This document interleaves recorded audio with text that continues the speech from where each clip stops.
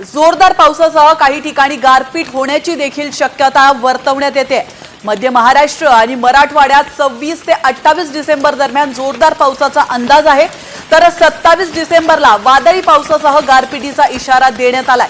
या क्षणाची महत्त्वाची अपडेट, राज्यातली थंडी कमी झाली असून येत्या काही दिवसात तापमानात 2 ते 4 अंश सेल्सिअसने वाढ होण्याची शक्यता आहे। 26 आणि 27 डिसेंबरला हवामान विभागाने काही जिल्ह्यांना पावसाचा येलो अलर्ट देखील जारी केला आहे।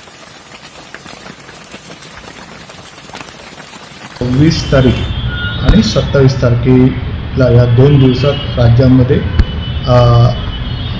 मेघगर्जनेसह पावसाची शक्यता वर्तवली। काही ठिकाणी तो हलका पाऊस असेल। 26 तारखेला बऱ्याच अंशी तो उत्तर मध्य महाराष्ट्र म्हणजे नंदुरबार, धुळे, नाशिक या सर्व भागामध्ये असण्याची शक्यता आहे। आणि 27 तारखेला तो उत्तर मध्य महाराष्ट्र म्हणजे त्याच्यामध्ये मग वरचे जिल्हे आणि मग पुणे घाट भाग या भागामध्ये पण त्याच्या प्रकारची शक्यता आहे।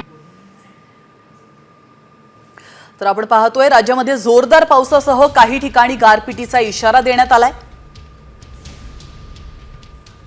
26-28 डिसेंबर दरम्यान मध्य महाराष्ट्र मराठवाड्यात जोरदार पाऊस पडू शकतो, तर 27 डिसेंबरला वादळी पावसासह गारपिटीचा इशारा देखील देण्यात आला।